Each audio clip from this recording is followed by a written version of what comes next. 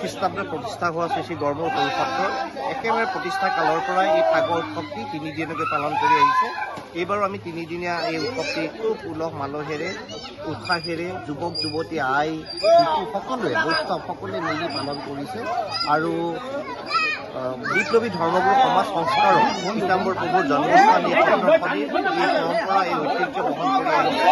আমি প্ৰথম দিনা মেঘদাস পালন কৰা হয় সন্ধিয়াৰ ভাগত আৰু যোৱাকালি মহাপূজা আছিলে। মহাপূজাৰ অন্তত আমাৰ আজি শেষ দিনা, আজি ফাগুৱাৰ সেই তৃতীয় দিনা আমি দিনজোৰা কাৰ্যসূচীত থাকে। আমাৰ প্ৰথম ভাগত আমি ইয়াৰ পুৱাৰ ভাগত দেখা পাইছে আপোনালোকে সকলোৱে যুৱক যুৱতী মিলি সকলোৱে আমি বোকা হলি খেলিছোঁ, আমি গোবৰ পানী খেলোঁ।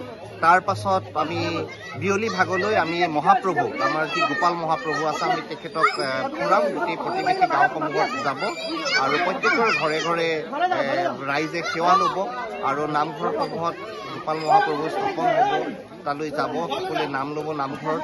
আৰু আমাৰ এইবাৰো আমি উৎসাহেৰে এই তিনিদিনীয়া উৎসৱটি পালন কৰা হৈছে আৰু আমি এই উৎসৱৰ যোগেদি NK টিভিৰ জৰিয়তে আমি সমূহ অসমবাসীক ৰঙৰ উৎসৱ আমি এই হোলী ফাকুৱাৰ আমি শুভকামনা জনাইছোঁ। ধন্যবাদ।